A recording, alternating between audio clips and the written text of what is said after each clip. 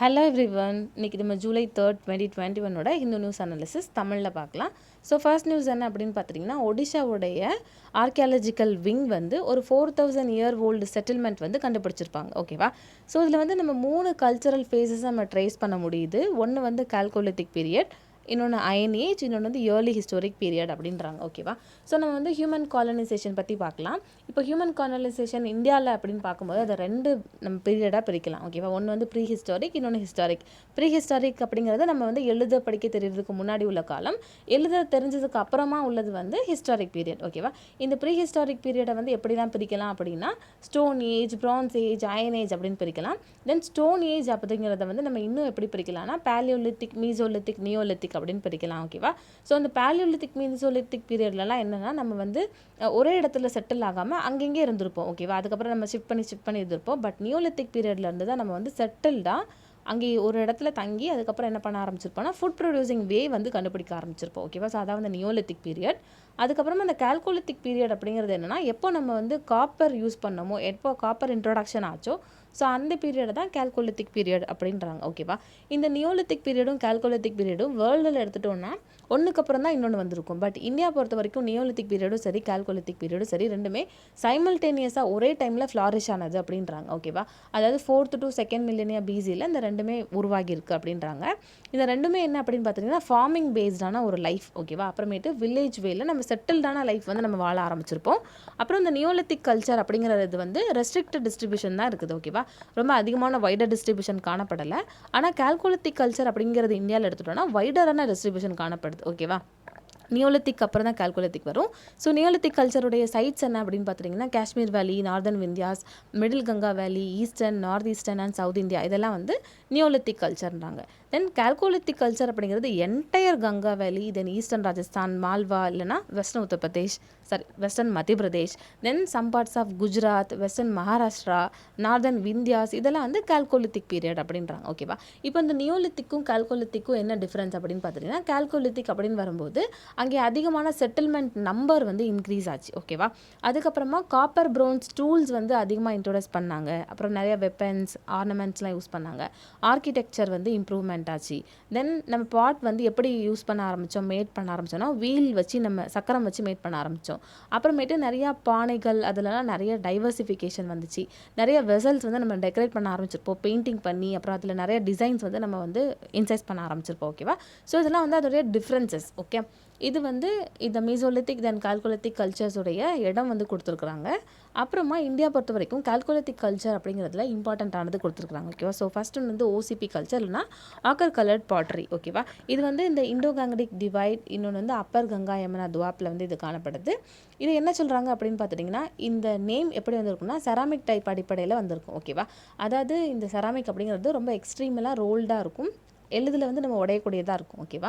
அதில் சுற்றி இருக்கிற ரெட் கலர் வந்து வாஷ் பண்ணால் ஈஸிலி போயிடும். ஓகேவா? ஸோ அதான் வந்து ஆக்கர் ரெட் கலர் அப்படின்றாங்க. அப்புறமா இதை ஃபஸ்ட் எங்கே ரெகனைஸ் பண்ணியிருப்பாங்க யார் அப்படின்னு பார்த்தீங்கன்னா, பிபி லால் வந்து 1951ல் ராஜ்பூர் பர்சாவில் பண்ணியிருப்பார். ஓகேவா? ஸோ அந்த ராஜ்பூர் பர்சு அப்படிங்கிறது வந்து உத்தரப்பிரதேசில் இருக்கிற ஒரு ஏரியா. ஓகே, அடுத்த கல்ச்சர் என்ன அப்படின்னு பார்த்தீங்கன்னா, அகர் கல்ச்சர், இல்லைனா பனாஸ் கல்ச்சர். இது வந்து ராஜஸ்தானுடைய மீவர் ரீஜனில் இருக்குது. ஓகேவா? இது என்ன அப்படின்னு பார்த்துட்டிங்கன்னா, கால்கோலித்திக் கல்ச்சரில் நிறைய இயர்லியஸ்ட் இருக்கும். ஸோ அதில் ஒரு இயர்லியஸ்டான ஒரு வேர்ஷன் தான் இந்த அகர் கல்ச்சர் அப்படின்றாங்க. இது எங்கேருந்து இந்த சைட் கண்டுபிடிச்சிருப்பாங்கன்னா அகர். ஓகேவா? அதாவது ராஜஸ்தான்லேருந்து எக்ஸகவேட் பண்ணியிருப்பாங்க 1961ல். அதனால தான் இந்த கல்ச்சருக்கு அகர் கல்ச்சர்னு பேர் வச்சுருப்பாங்க. அடுத்து வந்து கயாத்தா, இல்லைனா மால்வா கல்ச்சர். இது வந்து வெஸ்டர்ன் மத்திய பிரதேஷில் வந்து இருக்குது, மால்வா ரீஜியனில். ஓகேவா? அப்புறம் இந்த கயாத்தா சைட் எங்கே இருக்குதுன்னா உஜ்ஜைன் டிஸ்ட்ரிக்டில் மத்திய பிரதேஷில் இருக்குது. இந்த மால்வா கல்ச்சர் அப்படிங்கிறது என்னென்னா, கால்கோலித்திக் கல்ச்சர் வந்து சென்ட்ரல் இந்தியாவில் அதிகமாக இருந்திருக்கும். சரியா? ஸோ சென்ட்ரல் இந்தியாவில் அதிகமாக இருந்த கால்கோலித்திக் தான் இந்த மால்வா கல்ச்சர். ஓகேவா? அது போக மால்வா அண்ட் ஜோர்வி கல்ச்சர், இது வந்துன்னா வெஸ்டர்ன் மகாராஷ்டிராவில் இருந்திருக்கும். ஓகேவா?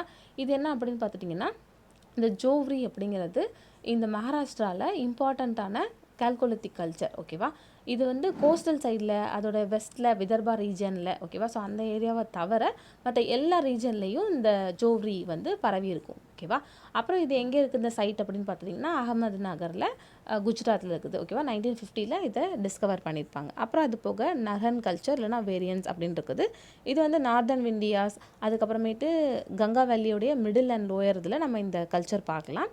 அப்புறமா இது இந்த நர்ஹன் வில்லேஜ் இருக்குதுல்ல, அது எங்கே சிட்டுவேட் ஆகிருக்குதுன்னு பார்த்துட்டிங்கன்னா காக்ரா ரிவருடைய லெஃப்ட் பேங்க்கில் ஓகேவா சிட்டுவேட் ஆகிருக்குது. அதாவது கோரக்பூரில், உத்தரப்பிரதேசில். ஓகேவா. அதுக்கப்புறமா pre iron phase chalcolithic culture எங்கே இருக்குது அப்படின்னு பார்த்துட்டிங்கன்னா அதாவது அயன் ஃபேஸ்க்கு முன்னாடி, அயன் யூஸ் பண்ணுறதுக்கு முன்னாடி வந்து சால்கோலித்திக் வந்திருக்கும்ல, அது எங்கே இருக்குது அப்படின்னு பார்த்துட்டிங்கன்னா அவங்க அந்த டைமில் செராமிக் எப்படி யூஸ் பண்ணியிருப்பாங்க அப்படின்னா ஒயிட் கலரில் பெயிண்ட் பண்ணி பிளாக் அண்ட் ரெட் வேர் வந்து யூஸ் பண்ணியிருப்பாங்க. ஓகேவா. ஸோ கருப்பு கலர் ரெட் கலர் பானை இருக்கும். ஸோ அது வந்து ஒயிட் பெயிண்டடாக இருக்கும். ஓகேவா. ஸோ இதெல்லாம் வந்து தான் என்ன பண்ணியிருப்பாங்கன்னா இந்த நார்மன் கல்ச்சர் வந்து யூஸ் பண்ணியிருப்பாங்க. ஓகேவா. இதான் வந்து அந்த கல்ச்சர்ஸ் பற்றின ஒரு விஷயம். தென் நெக்ஸ்ட் என்ன அப்படின்னு பார்த்துட்டிங்கன்னா மொபைல் பிரிட்ஜிங் சிஸ்டம் பற்றி கொடுத்துருக்குறாங்க. ஓகேவா. ஸோ இது வந்து ஒரு சப்போர்ட் என்ன வெஹிக்கிள் அப்படின்னு பார்த்துட்டிங்கன்னா இப்போ நம்ம வார் சம்மந்தப்பட்டமான விஷயங்கள் இருக்கும்ல, ஸோ அதெல்லாம் வந்து நம்மளுக்கு சப்போர்ட் பண்ணுறதுக்கான ஒரு வெஹிக்கிள். இது என்ன ஆகும் அப்படின்னு பார்த்துட்டிங்கன்னா இப்போ மிலிட்ரி டேங்க் எல்லாம் இருக்கும் இல்லையா, ஸோ அந்த டேங்க் அதுக்கப்புறமேட்டு ஆர்மர்டு வெஹிக்கிள்ஸ் இருக்கும்ல, ஸோ அந்த வெஹிக்கிள்ஸ்லாம் எங்கே வந்து கேப் டைப்டு ஆப்ஸ்டக்கிள்ஸ் இருக்கும். இப்போ ஒரு ரிவர் இருக்குதுன்னா ஸோ அந்த ரிவரை வந்து தாண்டி போகிறதுக்கு கஷ்டம் இல்லையா, ஸோ அந்த மாதிரி அந்த கேப்பெல்லாம் ஃபில் பண்ணுறதுக்காக அப்புறமேட்டு ரயில் ரோட் கட்ஸில், கேனல்ஸில், டிச்சஸில், தென் பிரிட்ஜஸில், ஆன்டி டேங்க் டிச்சஸ்லலாம் இதுக்கு எது ஹெல்ப்ஃபாக இருக்கும்னா இந்த பிரிட்ஜிங் சிஸ்டம் வந்து ஹெல்ப்ஃபுல்லாக இருக்கும். ஓகேவா. ஸோ இதோட ஃபீச்சர் என்ன அப்படின்னு பார்த்துட்டிங்கன்னா ஒரு பிளேஸ்லேருந்து இன்னொரு பிளேஸ்க்கு இதை வந்து மூவ் பண்ண முடியும். இதோட காம்போசிஷன் என்னென்னா ஒரு வெஹிக்கிள் இல்லைனா ஒரு டேங்க் இருக்கும், அது கூட ஒரு ஃபோல்டபுள் மெட்டல் பிரிட்ஜ் இருக்கும். ஓகேவா. ஸோ அப்போ ஒரு ரிவர் இருந்தாலுமே அதில் பிரிட்ஜ் இல்லைனா நம்ம வந்து ரொம்ப கவலைப்பட வேண்டாம். அந்த மெட்டல் பிரிட்ஜ் வச்சு நம்ம என்ன பண்ணிடலாம்னா அந்த இடத்த கிராஸ் பண்ணிக்கலாம். இது என்ன ஆகும்னா இப்போ ஒரு ரிவர் இருக்குது அப்படின்னா ஸோ அப்போ இங்கே வந்து ஒரு வண்டி வெஹிக்கிள். ஓகேவா. ஸோ அந்த வெஹிக்கிளில் தான் ஒரு மெட்டல் பிரிட்ஜ் வந்து ஃபோல்டாக இருக்கும். இப்போ அந்த வெஹிக்கிள் வந்து இப்போ மூவ் ஆனதுக்கு அப்புறமேட்டு அந்த மெட்டல் பிரிட்ஜ் என்ன ஆகும் அப்படின்னா மெட்டல் பிரிட்ஜ் மட்டும் இங்கே இருக்கும். ஓகேவா. ஸோ அதுக்கப்புறமேட்டு இப்போ இங்கேருந்து மற்ற வண்டியெல்லாம் ஆர்மி சம்மந்தப்பட்ட வண்டிலாம் இங்கே கிராஸ் ஆனதுக்கு அப்புறமேட்டு இந்த ஃபோல்டு பிரிட்ஜ் இருக்கும்ல, அந்த பிரிட்ஜ் வந்து என்ன ஆகிரும்னா மறுபடியும் வெஹிக்கிள் கூட சேர்ந்துக்கிடும். ஓகேவா. ஸோ அந்த மாதிரி டிராஃபிக் டைமில் அப்புறமேட்டு எங்கெல்லாம் நம்மளால் ஈஸிலி போக முடியலையோ அந்த மாதிரி ஆப்ஸ்டக்கிள்ஸ் எல்லாம் தாண்டி போகிறதுக்கு இந்த சிஸ்டம் வந்து நம்மளுக்கு யூஸ்ஃபுல்லாக இருக்கும். இந்த இருக்குது இல்லையா, இந்த மாதிரி நிறையா இது. ஓகேவா. ஸோ டிஆர்டிஓ தான் இது என்ன பண்ணியிருக்காங்கன்னா டெவலப் பண்ணியிருக்கிறாங்க. ஓகேவா. ஸோ ஏன் அப்படின்னு பார்த்துட்டிங்கன்னா மிலிட்ரி பிரிட்ஜிங் சிஸ்டம் அப்படின்னு வரும்போது இது வரைக்கும் வந்து இந்த மாதிரி நிறையா டைப்ஸ் வந்து நம்ம உருவாக்கியிருக்கிறோம். ஓகேவா. அதாவது single span 5 metre and 10 metres, அடுத்து short span bridging system, 46M modular bridge, இந்த மாதிரி நிறைய இது நம்ம சூஸ் பண்ணியிருக்கிறோம், உருவாக்கியிருக்கிறோம். ஸோ அது கூட ஒரு இது தான் இப்போ நம்ம உருவாக்கியிருக்கிறது. ஓகேவா. இது வந்து இந்த மாதிரி ஷேப்பில் இருக்கும். இது வந்து SSBS 10M அப்படின்றாங்க. இது வந்து ஒரு ஷார்ட் ஸ்பேன் பிரிட்ஜிங் சிஸ்டம். ஓகேவா. இது யார் டெவலப் பண்ணி டிசைன் பண்ணியிருப்பாங்கன்னா டிஆர்டிஓ வந்து பண்ணியிருப்பாங்க. இவங்க கூட வந்து லார்சன் அண்ட் டூப்ரோ இவங்க வந்து ஹெல்ப் பண்ணியிருப்பாங்க. ஓகேவா. ஸோ மெக்கானிக்கலி இதை வந்து லான்ச் பண்ணியிருப்பாங்க. ஓகேவா. ஸோ ஏன் அப்படின்னு பார்த்துட்டிங்கன்னா எங்கெல்லாம் வந்து குட்டி குட்டி கேப்ஸ் கேனல்ஸ் வந்து ஒரு 10 மீட்டர் லென்த் இருக்குதோ ஸோ அதில் வந்து பிரிட்ஜாக வந்து இதை யூஸ் பண்ணுறாங்க. ஓகேவா. ஸோ அதோட ஃபீச்சர்ஸ் என்ன அப்படின்னு பார்த்துட்டிங்கன்னா இதில் வந்து ஒரு ஹைலி மொபிலிட்டி லான்ச்சிங் பிளாட்ஃபார்ம் இருக்குது. ஓகேவா. அதாவது இது வந்து பிளாட்ஃபார்ம் தான் இருக்குது இல்லையா, அந்த ஏ ஷேப்பில் மடக்கி வச்சுருப்பாங்க, டபுள் ஏ ஷேப்பில். இது வந்து மினிமம் க்ரூ அப்படி இருந்தாங்கன்னா ஸோ அவங்க வந்து இதை ஈஸியாக கன்ஸ்ட்ரக்ட் பண்ணி முடிச்சிடலாம். ஓகேவா. இது மூவபுளாக இருக்கிறதுனால நம்மளுக்கு டிராஃபிக் மிலிட்ரி ஹெவியாக இருக்கிறப்போ அதோட டிராஃபிக் வந்து நம்ம என்ன பண்ணலாம்னா அதுக்கு யூஸ் பண்ணலான்றாங்க. அப்புறமா நைட் டைமில் இதோடைய டிப்ளாய்மெண்ட்காக இதில் பீட்டா லைட் வந்து வச்சுருக்குறாங்களாமா. ஓகேவா. ஸோ நைட் டைமில் கூட இது டிப்ளாய்மெண்ட்காக நம்ம கவலைப்பட வேணாம் அப்படின்றாங்க. அப்புறமா இது எது ப்ராஜெக்ட் கீழே டெவலப் பண்ணியிருப்பாங்கன்னா ஷார்ட் ஸ்பேன் பிரிட்ஜிங் சிஸ்டம்க்கு கீழே டெவலப் பண்ணியிருப்பாங்க. ஓகேவா. ஸோ இதுக்கு முன்னாடி ஒரு 2 ப்ரோட்டோடைப் உருவாக்கி பார்த்துருப்பாங்க. அதில் வந்து 5M SSBSும் அதில் என்ன சொல்லுவாங்கன்னா டாட்ரா சாசஸில் வச்சு டெஸ்ட் பண்ணியிருப்பாங்க. இன்னொன்று வந்து 10M SSBS இதை வந்து ரீஎன்ஜினியரிங் பண்ணியிருப்பாங்க. ஓகேவா. அந்த டாட்ரா அப்படிங்கிறது வந்து ரீஎன்ஜினியரிங் பண்ணி இந்த இது கொண்டு வந்திருப்பாங்க. இந்த 2 மெத்தடும் வந்து இதுக்கு முன்னாடி வந்து உருவாக்கி பார்த்துருப்பாங்க. ஓகேவா. அப்புறம் இன்னொன்று என்ன அப்படின்னு பார்த்துட்டிங்கன்னா இது சர்வத்ரா பிரிட்ஜிங் சிஸ்டம் கூட கம்பேட்டபிளாக இருக்குது. ஓகேவா. ஸோ இந்த சர்வத்ரா சிஸ்டம் அப்படிங்கிறது வந்து இதுவும் ஒரு multi span mobile bridging system தான். இது வந்து ட்ரக் மேலே இதை வச்சு கொண்டு போவாங்க. ஓகேவா. ஸோ இதில் வந்து மல்டி ஸ்பேன் இருக்குது. இது ஒரு மொபைல் பிரிட்ஜிங் சிஸ்டம் தான். ஓகேவா. ஸோ இது எதுக்காக டெவலப் பண்ணியிருப்பாங்கன்னா இந்தியன் ஆர்மிக்காக டெவலப் பண்ணியிருப்பாங்க. ஓகேவா. ஸோ இந்த மாதிரி மொபைல் பிரிட்ஜிங் சிஸ்டம் உருவாக்குறதுனால என்ன பெனிஃபிட் நம்மளுக்கு அப்படின்னு பார்த்துட்டிங்கன்னா எங்கெல்லாம் கேப்ஸ் இருக்கோ ஸோ அதெல்லாம் வந்து நம்ம பிரிட்ஜ் பண்ணுறதுக்கு இணைக்கிறதுக்கு இது யூஸ்ஃபுல் ஆகும். அதுக்கப்புறமேட்டு அது சிங்கிள் ஸ்பேனில் நம்ம இணைச்சிடலாம். ஓகேவா, அது வந்து 4 மீட்டர் வித் இருக்கிற பிரிட்ஜெல்லாம் நம்ம வந்து இணைச்சிடலாம். அப்புறமா ரோட்வேஸ் வந்து ஃபுல்லி டெக்டாக இருக்கும். நம்ம வந்து எந்த ஒரு ப்ராப்ளமும் இல்லாமல் நம்மளோட ரிசோர்ஸை வந்து மொபிலைசேஷன் பண்ணலாம் அப்படின்றாங்க. நம்மளுடைய ட்ரூஃப் ஓகேவா, ஸோ நம்மளுடைய ட்ரூஃப் வந்து எங்கெல்லாம் ரொம்ப டஃப்பான டெரைன்ஸ் இருக்கோ ஸோ அந்த மாதிரி டெரைன்ஸில் கூட நம்மளுக்கு மூவ் பண்ணுறதுக்கு இந்த வெஹிக்கிள்ஸ்லாம் யூஸ் ஆகும் அப்படின்றாங்க. ஓகேவா. தென் நெக்ஸ்ட் நியூஸ் என்ன அப்படின்னு பார்த்தீங்கன்னா, யூரோப்பியன் யூனியன் வந்து COVID-19 பாஸ்போர்ட், அதாவது க்ரீன் பாஸ் அப்படிங்கிற ஒன்று வந்து யூஸ் பண்ணுறாங்க. இது யாரெல்லாம் யூஸ் பண்ணுறாங்கன்னு பார்த்துட்டிங்கன்னா, யூரோப்பியன் யூனியனோட எல்லா சிட்டிசனுக்கு, அதோட ரெசிடென்ட்க்கு, அது போக தேர்ட் கண்ட்ரிலேருந்து வர சில கேட்டகரிக்கும் ட்ராவலர்ஸ்க்கு கொடுத்துருக்காங்க. ஓகேவா, இது ஜூலை 1 இது எஃபெக்டிவில் இருக்குதுன்றாங்க.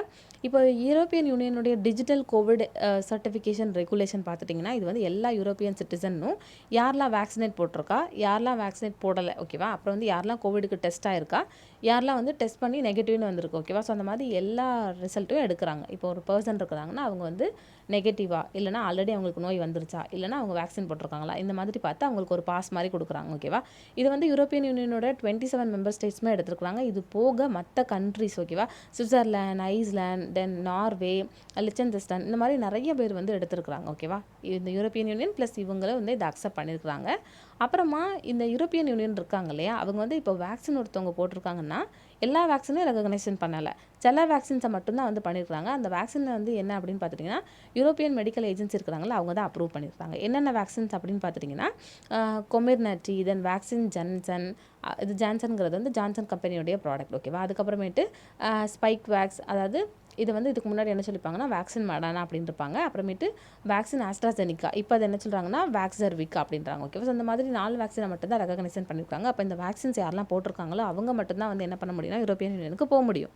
மற்றபடி இந்தியாவில் வந்து அவங்க வேக்சின் போட்டிருக்காங்க, கோவிஷீல்டு, கோவேக்சின் போட்டிருக்காங்க அப்படின்னா ஸோ அப்போ அவங்க என்ன பண்ண முடியாது அப்படின்னா இந்தியாவில் இருந்தோ, ரஷ்யாவில் இருந்தோ, சைனாவில் இருந்தோ இந்த மாதிரி யூரோப்பியன் கண்ட்ரிஸ்க்கு போக முடியாதுன்றாங்க. ஓகேவா, ஆக்சுவலி இந்த கோவிஷீல்டு அப்படிங்கிறது இந்த ஆஸ்ட்ராசெனிகா வேக்சின் இருக்குல்ல, ஸோ அதோடைய இந்தியன் மேடு வேர்ஷன் தான். ஓகேவா, ஸோ இந்த ஆஸ்ட்ராசெனிகா வந்து ஓகே பண்ணியிருக்காங்க, பட் கோவிஷீல்டு ஓகே பண்ணலை அப்படின்றாங்க. ஓகேவா, இந்த கோவிஷீல்டை வந்து WHO என்ன பண்ணியிருப்பாங்கன்னா அக்செப்டட் பண்ணியிருப்பாங்க, பட் WHO அக்செப்ட் பண்ணதே யூரோப்பியன் யூனியன் வந்து அக்செப்ட் பண்ணலையே அப்படின்னு தான் ஒரு பெரிய கொஷின். ஓகேவா, ஸோ இப்போ ரீசெண்டாக நடந்த G7 கான்ஃபரன்ஸில் கூட இந்தியா என்ன பண்ணியிருப்பாங்கன்னா COVID-19 வேக்சின் பாஸ்போர்ட்ஸை வந்து கிரிட்டிசைஸ் பண்ணி பேசியிருப்பாங்க. இது வந்து ஒரு டிஸ்கிரிமினேட்டரி, ஏன்னா எல்லா வேக்சின் போட்டவங்களுக்கும் இந்த மாதிரி சர்டிஃபிகேட் கொடுக்கணும், அப்படி இல்லாமல் ஒரு 4 வேக்சின் மட்டும் சூஸ் பண்ணி அவங்களுக்கு மட்டும் போட்டவங்களுக்கு மட்டும் தான் நாங்கள் கொடுப்போம்னா அது ஒரு பெரிய டிஸ்கிரிமினேட்டரி, அது டெவலப்பிங் கண்ட்ரீஸ்க்கு ஒரு பெரிய டிஸ்அட்வான்டேஜ் அப்படின்ற மாதிரி சொல்லியிருப்பாங்க. ஓகேவா, ஏன்னா டெவலப்பிங் கண்ட்ரீஸ் பார்க்கும்போது டெவலப்டு கண்ட்ரீஸை விட நம்ம வந்து கம்மியான லெவலில் தான் வேக்சினேஷன் பண்ணிப்போம். இந்தியாவை எடுத்துக்கிட்டாலே நம்மளுடைய பாப்புலேஷனில் வெறும் 3% பேர் தான் நம்ம வந்து ஃபுல்லி வேக்சினேட்டடாக இருக்கிறாங்க இல்லையா, ஸோ அதை சொல்லியிருக்காங்க. இது போக டெவலப்பிங் கண்ட்ரிஸ் அப்படிங்கும்போது அங்கே வந்து வேக்சின்ஸ்னு வரும்போது அதோட ஈக்குவிட்டபிள் டிஸ்ட்ரிபியூஷன், அப்புறம் அதோட காசு வந்து அஃபோர்டபுளாக இருக்குது, அதோட சப்ளை எப்படி இருக்குது, டிஸ்ட்ரிபியூஷன் இருக்குது, அந்த மாதிரி நிறைய ப்ராப்ளம்ஸ் இருக்கும் இல்லையா. தென் வேக்சின்ஸ் வரும்போது அதை சேஃபாக எஃபெக்டிவாக டெலிவரி பண்ணணும், இந்த மாதிரி நிறைய அதர் இஷ்யூஸ் இருக்குதுன்றாங்க. ஓகேவா, ஸோ மொத்தத்தில் என்ன சொல்லி முடிக்கிறாங்கன்னா யூரோப்பியன் பாலிசி இருக்கிறாங்களா, யூரோப்பியன் யூனியன் அவங்க வந்து ரேசிசம் ஃபாலோ பண்ணுறாங்க. ஏன் அப்படின்னா இவங்க இந்த கொடுத்துருக்கிற லிஸ்ட்டு எல்லாமே யாருன்னா யூரோப்பும் நார்த் அமெரிக்காவும் அவங்க மட்டும் தயாரித்த வேக்சின்ஸ், மற்றபடி நம்ம தயாரித்த வேக்சின்ஸ்லாம் அதில் இல்லவே இல்லை அப்படின்றாங்க. ஓகேவா, ஸோ அதை தான் சொல்கிறாங்க.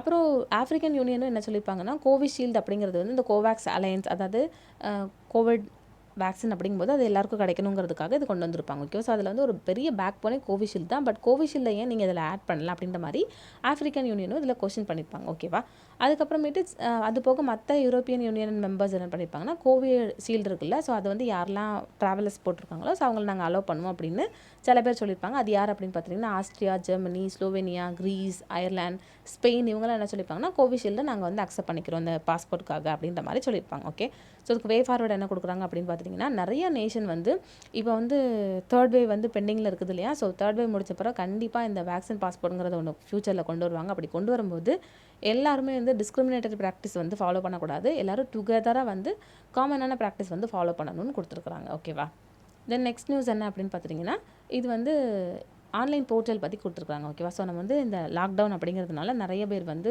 ஆன்லைனில் தான் நம்ம படிக்கிறோம் இல்லையா, ஸோ சில என்னென்ன மாதிரி சேனல்ஸ் இனிஷியேட்டிவ்ஸ் வந்து கவர்மெண்ட் எடுத்துருக்காங்கன்னு கொடுத்துருக்காங்க. ஃபர்ஸ்ட் ஒன்று வந்து ஸ்வயம் பிரபா. ஓகேவா, இந்த போர்ட்டல் என்ன அப்படின்னு பார்த்தீங்கன்னா ஒரு 34 DTH சேனல்ஸ் சேர்ந்து கொண்டு வந்திருப்பாங்க. இது ஹை குவாலிட்டியான டெலிகாஸ்ட் பண்ணுறதுக்கான ஒரு எஜுகேஷ்னல் ப்ரோக்ராம். ஓகேவா, 24/7 வந்து இதை டெலிகாஸ்ட் பண்ணுவாங்க. என்ன சேட்டலைட்டை யூஸ் பண்ணினா GSAT-15 சேட்டலைட்டை யூஸ் பண்ணி. ஓகேவா, அப்புறம் இந்த சேனல்ஸை வந்து அப்லிங்க் பண்ணுவாங்க. அதுக்கு என்னது யூஸ் பண்ணுறாங்க அப்படின்னு பார்த்துட்டிங்கன்னா ஜியோ இன்ஃபர்மேட்டிக்ஸ் தான் யூஸ் பண்ணுறாங்க. ஓகேவா, ஸோ அதுக்கு வந்து Bhaskaracharya national institute for space application அப்படிங்கிற ஒரு நேஷ்னல் இன்ஸ்டிடியூட்டை வந்து யூஸ் பண்ணுறாங்க. ஓகேவா, அப்புறம் இதுக்கு என்னென்ன மாதிரி கண்டென்ட் கொடுக்குறாங்க அப்படின்னு பார்த்துட்டிங்கன்னா, இப்போ நம்ம NCERT புக்ஸ், தென் CEC, UGC, IIT, MPTL, NCERT, NIOS இந்த மாதிரி நிறையா புக்ஸ் சிலபஸ் எடுத்து அதுக்கு வந்து என்ன கொடுக்குறாங்கன்னா லெசன்ஸ் கொடுக்குறாங்க. அப்புறமா இன்ஃபர்மேஷன் வந்து எப்படி மெயின்டைன் பண்ணுறாங்கன்னா வெப் போர்ட்டலில் மெயின்டைன் பண்ணுறாங்க. ஓகேவா, இது போக லைப்ரரி நெட்வொர்க் சென்டர்லையும் இதை மெயின்டைன் பண்ணுறாங்க. ஓகேவா, அப்புறமா ஸ்வயம் அப்படின்னு ஒரு போர்ட்டல் இருக்குது. அது என்ன அப்படின்னு பார்த்துட்டிங்கன்னா ஆக்டிவ் லேர்னிங் வந்து யூத் ஆஸ்பிரேஷன் மைண்டுக்கு இருக்கணும் அப்படிங்கிறதுக்காக கொண்டு வந்திருப்பாங்க. ஓகேவா, ஒரு 3 ஃபண்டமெண்டல் பிரின்சிபல்ஸ் எடுத்து ஆக்சஸ், ஈக்விட்டி, குவாலிட்டி இந்த 3ஐயும் நம்ம அச்சீவ் பண்ணணும் அப்படிங்கிறதுக்காக கொண்டு வந்த ஒரு விஷயம் தான் இது. என்னென்னா டீச்சிங் அப்புறம் லேர்னிங் அப்படின்னு வரும்போது ஸோ நம்ம வந்து பெஸ்ட்டான டீச்சிங் வந்து நம்ம கொடுக்கணும், நம்ம வந்து எல்லா ரிசோர்ஸ்லேருந்து எல்லாருக்கும் கொடுக்கணும் அப்படின்ற மாதிரி கொடுத்துருப்போம். முக்கியமாக டிஸ்அட்வான்டேஜஸ் செக்ஷன்ஸ் இருப்பாங்களா, ஸோ அவங்களுக்கு கூட நம்ம வந்து வீடியோ லெக்சர் வழியாக தென் ரீடிங் மெட்டீரியல் வந்து ஸ்பெஷலி ப்ரிப்பேர் பண்ணுறோம். அது வந்து அவங்க பிரிண்ட் எடுத்துக்கலாம். ஓகேவா, அப்புறமா நம்ம அவங்களுக்கே அவங்கள செல்ஃப் ஆக்சஸ் பண்ணுறதுக்காக டெஸ்ட் கொடுக்குறோம், ஆன்லைன் டிஸ்கஷன் ஃபோரம் வைக்கிறோம். ஓகேவா, இந்த மாதிரிலாம் வைக்கிறதுனால குழந்தைங்க வந்து டிஜிட்டல் டிவைட் இந்த டைமில் COVID-19 இல்லாமல் அவங்க என்கேஜாக இருக்கிறதுக்கு இது ஹெல்ப்ஃபுல்லாக இருக்குது. இது போக NDL அதாவது national digital library of India அப்படின்னு ஒன்று இருக்குது. இது வந்து ஒரு லேர்னிங் ரிசோர்ஸ். ஓகேவா, விர்ச்சுவலாக நம்ம லேர்னிங் பண்ணுற மாதிரி இருக்கும். அப்புறம் இது என்ன அப்படின்னு பார்த்துட்டிங்கன்னா இதில் லேர்னர் கம்யூனிட்டி அப்படிங்கிறது வந்து ஹோஸ்ட் சர்வீஸ் வந்து நம்மளுக்கு கிடைக்கிது. ஓகேவா, அப்புறமா இதில் வந்து சர்ச் அப்படிங்கிறது வந்து நம்ம ஃபில்டர் பண்ணி பார்த்துக்கலாம். அப்போ வந்து நம்மளுக்கு சர்ச்சிங் ஒரு விஷயம் ரொம்ப ஈஸியாக இருக்கும். தென் குரூப் ஸ்பெசிஃபிக் சர்வீசஸும் இங்கே இருக்குது. ஓகேவா, இப்போ என்ன அப்படின்னு பார்த்துட்டிங்கன்னா ஸ்கூல், காலேஜ் ஸ்டூடெண்ட்ஸ், ஜாப் ஆஸ்பிரன்ஸ்லாம் எக்ஸாமுக்காக ப்ரிப்பேர் பண்ணுவாங்களா, ஸோ அவங்களுக்கான குரூப் சர்வீசஸ் இதில் இருக்குது. அப்புறம் இது யார் ஸ்பான்சர் பண்ணி மென்டர் பண்ணுறாங்கன்னா மினிஸ்ட்ரி ஆஃப் எஜுகேஷன். ஓகேவா, இது வழி அப்படின்னு பார்த்துட்டிங்கன்னா நேஷனல் மிஷன் ஆன் எஜுகேஷன். இது வந்து இன்ஃபர்மேஷன் அண்ட் கம்யூனிகேஷன் டெக்னாலஜிக்கு வழியாக வந்து பண்ணுறாங்க. ஓகேவா, அப்புறமேட்டு தீக்ஷா அப்படின்னு ஒரு போர்ட்டல் இருக்குது. இது வந்து digital infrastructure for knowledge sharing. இது என்னென்னா ஸ்கூல் எஜுகேஷனுக்காக கொண்டு வந்த ஒரு நேஷனல் பிளாட்ஃபார்ம். ஓகேவா, இதை வந்து யார் இனிஷியேட் பண்ணியிருப்பாங்கன்னா national council for education research and training. இது வந்து எதுக்காக டெவலப் பண்ணியிருப்பாங்க அப்படின்னு பார்த்துட்டிங்கன்னா ஓப்பன் ஆர்கிடெக்சர் இருக்கணும், ஓப்பன் ஆக்சஸ் இருக்கணும், ஓப்பன் லைசன்சிங், டைவர்சிட்டி, சாய்ஸ் வந்து எல்லாமே இருக்கணும், அதை வந்து டெவலப் பண்ணணுங்கிறதுக்காக கொண்டு வந்திருப்பாங்க. அப்புறமேட்டு பாலிசிஸ் அண்ட் டூல்ஸ் எதுக்காகனா நிறைய ஸ்டூடெண்ட்ஸை வந்து நம்ம பார்ட்டிசிபேட்டரியாக அப்புறம் வந்து அவங்களுக்கு சப்போர்ட் கொடுக்கணும், ஒரு காமன் பிளாட்ஃபார்ம் கொண்டு வரணும், அவங்கள அதில் வந்து கான்ட்ரிபியூட் பண்ண வைக்கணுங்கிறதுக்காக கொண்டு வந்திருப்பாங்க. ஓகே, அதுக்கப்புறமேட்டு இதை யாரெல்லாம் அசஸ் பண்ணிக்கலாம்னா லேர்னர்ஸ், டீச்சர்ஸ் எல்லாருமே வந்து இந்த தீக்ஷா போர்ட்டலில் வந்து அசஸ் பண்ணிக்கலாம். இது வந்து 18+ லாங்குவேஜஸில் நம்மளுக்கு வேரியஸான NCERT, CBSE இந்த சிலபஸ் எல்லாமே நம்மளுக்கு அந்த கரிக்குலம் எல்லாமே நம்மளுக்கு இந்த தீக்ஷா போர்ட்டலில் அவைலபிளாக இருக்குது. ஓகேவா, ஸோ இதான் அதை பற்றின ஒரு விஷயம். தென் இந்தியா சைனா ரிலேஷன்ஸ் பற்றி கொடுத்துருக்குறாங்க. ஓகேவா, இது என்ன அப்படின்னு பார்த்துட்டிங்கன்னா இப்போது போன வருஷம் வந்து லடாக் எல்லையில் வந்து அதாவது இந்த பேங்ஸோ லேக்கில் என்ன ஆகியிருக்கும் அப்படின்னா நம்மளுக்கும் சைனாவுக்கும் வந்து ஒரு பெரிய வார் மாதிரி சிச்சுவேஷன் வந்திருக்கும். ஓகேவா, அதுக்கப்புறம் என்ன ஆயிருக்குன்னா இப்போ மறுபடியும் பரவாயில்லாமல் 2 பேருமே சரி சண்டை வேண்டாம் அப்படின்னு ஒதுங்கி போயிருப்போம். இப்போ வந்து இந்த ஆர்டிக்கல் என்ன சொல்கிறாங்க அப்படின்னு பார்த்துட்டிங்கன்னா இன்னமும் கூட சைனா அப்படின்னு பார்க்கும்போது ஸோ அவங்க நியூவான மிலிட்ரியா யூனிட்ஸ் வந்து தயாரிக்கிறாங்க. அதுவும் வந்து லோக்கல் திபெத்தியன் யூத் வச்சு பண்ணுறாங்க. இது எங்கன்னா ஈஸ்டர்ன் லடாக்கில். ஓகேவா, இவங்க வந்து ரொம்ப ஃபேமஸ் எதுக்கு அப்படின்னு பார்த்துட்டிங்கன்னா ஹை ஆல்டிடியூடில் கூட இவங்களால வார் பண்ண முடியும். தென் சர்வைவலன்ஸும் அதிகமாக இருக்கும் இவங்களுக்குன்றாங்க. ஓகேவா, ஸோ இதெல்லாம் எதுக்கு நம்மளுக்கு இப்போ தேவை அப்படின்னு பார்த்துட்டிங்கன்னா இந்தியாவும் சைனாவும் எவ்வளோ தூரத்துக்கு பீஸாக இருக்கிறாங்க அப்படிங்கிறத பொறுத்து தான் வேர்ல்டோட பீஸ் இருக்குது. ஓகேவா, இன்னமும் கூட சைனா ஏன் நம்ம மேலே அட்டாக் வந்தாங்க லடாக் எல்லையில் அப்படிங்கிறதுக்கு ஒரு ப்ராப்பரான ஆன்சர் கொடுக்கல. ஓகேவா, ஸோ இதெல்லாம் வந்து சொல்லிவிட்டு இந்த ஆத்தர் என்ன சொல்கிறாரு அப்படின்னு பார்த்துட்டிங்கன்னா ஆக்சுவலி நிறையா நேஷன்ஸ் வந்து இப்போ ரீசெண்ட் டைம்ஸில் சைனா அப்படிங்கிறவங்களுடைய த்ரெட்டை வந்து அனுபவிச்சுட்டு இருக்காங்க இல்லையா. சைனா வந்து இந்த 9 லைன் அப்புறம் வந்து பெல்ட் அண்ட் ரோட் இனிஷியேட்டிவ் இதன் மூலமாலாம் டெப்ட் ட்ராப்ட் இந்த மாதிரிலாம் என்ன பண்ணுறாங்கன்னா நிறையா கண்ட்ரீஸை அவங்களுடைய வல்லைக்குள்ளே கொண்டு வராங்க. ஓகேவா, இந்த G7 NATO கூட என்ன சொல்லியிருப்பாங்கன்னா சைனாவை அவங்களுடைய மிலிட்ரி ஆம்பிஷன்ஸ்க்காக கிரிட்டிசைஸ் பண்ணியிருப்பாங்க. ஏன்னா சைனா வந்து எல்லா விதத்துலையும் நம்ம ஆதிக்கம் செலுத்தணுங்கிறதுக்காக ரொம்ப அக்ரெசிவாக செயல்பட்டிருப்பாங்க. ஆனால் சைனா என்ன சொல்லுவாங்க அப்படின்னா அவங்களோட ஆம்பிஷன் என்ன அதில் மட்டும் பார்த்து போயிட்டே இருப்பாங்க. ஓகேவா, மற்றவங்க என்ன சொல்கிறாங்க அப்படின்னு அவங்க கேட்டுக்கவே மாட்டாங்க. முக்கியமாக south and south east China சீல அதுக்கப்புறமேட்டு உக்கர் முஸ்லீம் மைனாரிட்டியை வந்து அவங்க பாதிக்கப்படுத்துறதில்ல. அதுக்கப்புறமேட்டு ஹாங்காங் அப்படின்னு வரும்போது ஸோ அதோட டெமோக்ராசி வந்து இப்போ ரிஸ்கில் இருக்குது இல்லையா அது. அதுக்கப்புறமேட்டு நம்மளுடைய பார்டர்ஸ் வந்து இன்னும் கொஞ்சம் வந்து அட்டாக் பண்ணிகிட்டே இருக்கிறது. இந்த மாதிரி நிறைய விஷயம் சைனா வந்து அவங்க பாட்டுக்கு பண்ணிகிட்டே தான் இருக்கிறாங்க. ஓகேவா, ஸோ இதுக்கு ரீசன் வந்து நிறைய பேர் என்ன சொல்கிறாங்கன்னா இந்தியா வந்து நிறைய குரூப்பில் வந்து ப்ராமினென்ட் ரோல் ப்ளே பண்ணுறது சைனாக்கு பிடிக்கல, அதனால சண்டைக்கு வராங்கன்னு சொல்கிறாங்க. முக்கியமாக குவாட் குரூப்பிங்கில். குவாட் அப்படிங்கிறது ஒரு 4 பேர் சேர்ந்தது இல்லையா, நம்ம யூஎஸ் தென் ஜப்பான் ஆஸ்திரேலியா 4 பேர் சேர்ந்தது தான் குவாட் குரூப். இன்னொன்று இந்தோ பசிபிக் ரீஜனில் இந்தியாவுடைய சிக்னிஃபிகண்ட் ரோல் இருக்கிறதும் முக்கியமான ரீசன்றாங்க. ஓகேவா. ஆனால் இதுக்கு வந்து இந்த ஆத்தர் என்ன சொல்கிறாங்கன்னா, இந்த 2 ரீசன் இருந்தாலுமே முக்கியமான ரீசன் என்ன அப்படின்னு பார்த்தீங்கன்னா, சைனாவுடைய இன்டர்னல் டர்மைல் தான் ஒரு பெரிய ப்ராப்ளம். ஏன்னா சைனாவில் வந்து அங்கே உள்ளேயே நிறைய பிரச்சனை இருக்கும். அந்த பிரச்சனையை வந்து வெளியே தெரியக்கூடாதுங்கிறதுக்காக வேற ஒரு புதுசாக ஒரு வெளியில் ஒரு பிரச்சனையை கிரியேட் பண்ணி அதை பற்றி பேசும்போது சைனாக்குள்ளே இருக்கிற ப்ராப்ளம் வந்து வெளியில் வராது இல்லையா. ஸோ அதுதான் வந்து ஃபாலோ பண்ணுறாங்கன்றாங்க. ஏன்னா இதுக்கு முன்னாடி இந்த மாவோ ஜிடாங் இருப்பார்ல, ஸோ அவர் என்ன பண்ணியிருப்பாருன்னா, இதே மாதிரி அங்கே வந்து பாலிசிஸ் ப்ரோக்ராம்ஸ்லாம் ஒரு பெரிய இஷ்யூவாக போயிட்டு இருக்கும்போது அங்கே வந்து பயங்கரமான ஃபெமைன் வர ஆரம்பிச்சிடும், பஞ்சம். ஓகேவா. அப்புறம் என்ன ஆக ஆரம்பிச்சிடும்னா, சைனீஸ் கம்யூனிஸ்ட் இருக்கிறாங்கள, ஸோ அவங்கலாம் என்ன பண்ணிடுவாங்கன்னா லார்ஜ் ஸ்கேலில் ஓகே நம்ம வந்து நம்மளே ஆர்கனைஸ் பண்ணிக்கலாம் அப்படின்ற மாதிரி பண்ணி ஆரம்பிச்சிருப்பாங்க. அப்போ வந்து அதிகமான லேபர் இன்டென்சிவ் மெத்தட்ஸ் வந்து இண்டஸ்ட்ரியலைசேஷனுக்காக டெவலப் பண்ணியிருப்பாங்க. ஓகேவா. என்னென்னா மேன் பவர் அப்படிங்கிறது வந்து எம்பசைஸ் பண்ணியிருப்பாங்க. மிஷின்ஸ் தென் கேபிட்டல் எக்ஸ்பெண்டிச்சரை விட மேனில் நம்ம இன்வெஸ்ட் பண்ணணுன்ற மாதிரி சொல்லியிருப்பாங்க. ஓகேவா. அப்போ வந்து கண்டிப்பாக நம்ம கேபிட்டல் அப்படிங்கிறத வந்து அக்யூமுலேட் பண்ணணும். அதுக்கப்புறமா நம்ம என்ன பண்ணணும்னா ஹெவி மெஷினரி வந்து பர்ச்சேஸ் பண்ணணுன்ற மாதிரி சொல்லியிருப்பாங்க. ஓகேவா. ஆனால் என்ன ஆகிருக்குன்னா, இந்த ஐடியா வந்து டெவலப் ஆகிருக்காது, நல்லா ஆகியிருக்காது. அதனால் அங்கே வந்து அந்த மிஷன் வந்து ஃபெயில் ஆகிடும். அதிகமான பஞ்சம் வர ஆரம்பிச்சிருக்கும். அப்போ வந்து என்ன ஆகிரும்னா, ஒரு கட்டத்தில் சைனாவுடைய கம்யூனிஸ்ட் பார்ட்டி இருக்கிறாங்கல்ல, ஸோ அவங்களுக்குள்ளேயே இன்டர்னல் ப்ராப்ளம் நிறைய வர ஆரம்பிச்சிடும். ஓகேவா. ஸோ என்ன பண்ண ஆரம்பிச்சிருவாங்கன்னா, நிறையா மெம்பர் வந்து இந்த மாவோ இருக்கிறாருல, ஸோ அவரே சொந்தமாக முடிவு எடுத்துக்கிறாரு, நம்மளை வந்து கேட்டே பண்ண மாட்டேங்கிறாரு அப்படின்ட்டு இவங்க வந்து ரொம்ப கிரிட்டிசைஸ் பண்ண ஆரம்பிச்சிருவாங்க. அவரோட பாலிசிஸ் எல்லாம் ரொம்ப கிரிட்டிசைஸ் பண்ணி பேச ஆரம்பிச்சிருவாங்க. ஸோ அப்போ அவர் என்ன பண்ணுவார்னா, இந்தியாவை வந்து அட்டாக் பண்ணிடுவார். ஓகே. ஸோ இந்தியா அட்டாக் பண்ணும்போது என்ன ஆகிரும்னா, அங்கே இருக்கிற பிரச்சனை எல்லாம் முடிஞ்சு எல்லாரும் இந்தியாவும் சைனாவும் சண்டை போட்டதை பற்றி தானே பேசிப்பாங்க. ஸோ இதே மாதிரி தான் இந்த தடவையும் நடந்திருக்கு. ஏன்னா இந்த ஜி ஜின்பிங் அப்படிங்கிறவர் வந்து மாவோடைய க்ளோன், அவரே மாதிரி இருக்கிறாரு அப்படின்றாங்க. ஓகேவா. ஸோ ஏன் அப்படின்னு பார்த்துட்டிங்கன்னா, இவர் இதே மாதிரி இந்த கம்யூனிஸ்ட் பார்ட்டி இருக்கிறாங்களே சைனா, ஸோ அதை வந்து டாமினேட் பண்ணுறாரு. ஏன்னா கம்யூனிஸ்ட் பார்ட்டி வந்து இப்போ நம்ம 2 டேஸ்க்கு முன்னாடி பார்த்துருப்போம், அவங்க வந்து 100th anniversary கொண்டாடி இருப்பாங்கன்னு பார்ப்போம் இல்லையா. ஸோ வந்து சிபிசியை அதிகமாக இவர் ஜி ஜின்பிங் வந்து டாமினேட் பண்ணுறாரு. அதுக்கப்புறமா எல்லா பவரையும் வந்து கன்சாலிடேட் பண்ணி அவர் வந்து ஒரு பெரிய லீடராக இருக்கணும், அதாவது மாவோ ஜிடாங் மாதிரி இருக்கணுன்ற மாதிரி நினைக்கிறாரு. இன்னொன்று சைனா அப்படிங்கிறத வந்து புஷ் பண்ணுறாரு. ஏன்னா வேர்ல்டில் யூஎஸை ஓவர்டேக் பண்ணி இவங்க சூப்பர் பவர் ஆகணும்னு ட்ரை பண்ணுறாங்க. தென் சைனீஸ் மிலிட்ரி அப்படின்னு பார்த்துட்டிங்கன்னா வேர்ல்டுடைய மோஸ்ட் பவர்ஃபுல் மிலிட்ரியாக மாற்றணும்னு இவர் ட்ரை பண்ணுறாரு. இதெல்லாம் இவர் இதே மாதிரி பண்ணுறாரு அப்படின்னு பார்த்துட்டிங்கன்னா மாவோ மாதிரியே பண்ணுறாரு. ஓகேவா. ஸோ ஜி ஜின்பிங் அப்படிங்கிறவர் வந்து இதே மாதிரி பண்ணுறதுனால இப்போ ரீசெண்டாக என்ன ஆயிருக்குன்னா, நிறையா வந்து இஷ்யூஸ் ஆயிருக்குது. ஓகேவா. என்னென்னா சிபிசி என்ன பண்ணுறாங்கன்னா, இவருடைய பாலிசிஸ் இவருடைய மூவ்ஸ் பற்றி கொஷின் கேட்க ஆரம்பிச்சிடுறாங்க. அதுக்கப்புறமேட்டு சைனீஸோட எக்கனாமி வந்து ஸ்லோ டவுன் ஆக ஆரம்பிச்சிருக்கும்.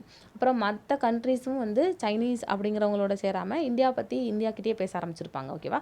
ஸோ இந்தியா கூட டிப்ளமேட்டிக் ரிலேஷன்ஷிப் வச்சுக்க ஆரம்பிச்சிருப்பாங்க. அவங்க வந்து ஐடியாலஜிக்கலி அவங்களும் மற்ற கண்ட்ரீஸும் ஷேர் பண்ணியிருப்போம். இதெல்லாம் வந்து சைனாக்கு ரொம்ப கோவமாக வந்துடும். ஓகேவா. அதுக்கப்புறமேட்டு சிபிசியோட லீடர்ஸும் பார்த்துட்டிங்கன்னா, அவங்க வந்து நம்மளுடைய இந்தியா கூட ஒரு பீஸ்ஃபுல்லான கோ எக்ஸிஸ்டன்ஸ் வச்சுருப்பாங்க, அதோட லீடர்ஸ் மெம்பர்ஸ் எல்லாருமே. ஓகேவா. அதனால என்ன அப்படின்னு பார்த்துட்டிங்கன்னா, சைனீஸ் அப்படின்னு வரும்போது அங்கே என்ன பண்ணியிருப்பாங்க அப்படின்னா, ஓகே நம்ம வந்து இந்தியா மேலே அட்டாக் பண்ணிடலாம் அப்படின்ற மாதிரி இந்தியா மேலே அட்டாக் பண்ணி அவங்கக்கிட்ட என்ன பிரச்சனை இருக்குது அப்படிங்கிறத வெளியில் தெரியாமல் ஆக்கிட்டாங்க அப்படின்னு இந்த ஆத்தர் சொல்லியிருக்கிறார். ஓகேவா. ஸோ இதுக்கு கன்க்ளூஷன் என்ன சொல்லி கொடுக்குறாங்க அப்படின்னா, இந்தியா வந்து கண்டிப்பாக ஃப்யூச்சரில் இந்த மாதிரி நிறையா சிச்சுவேஷன் வந்து நம்ம சந்திக்க வேண்டியிருக்கும். ஸோ அதுக்கெல்லாம் நம்ம வந்து ப்ரிப்பேராக இருக்கணும் அப்படின்ற மாதிரி கொடுத்துருக்குறாங்க. ஓகே. ஸோ இதுதான் வந்து இன்றைக்கி news article. Thank you so much for வாட்சிங். உங்களுக்கு நியூஸ் பிடிச்சிருந்துச்சுன்னா லைக் பண்ணுங்கள், ஷேர் பண்ணுங்கள், சப்ஸ்கிரைப் பண்ணுங்கள், கமெண்ட் பண்ணுங்கள். Thank you. Have a great day.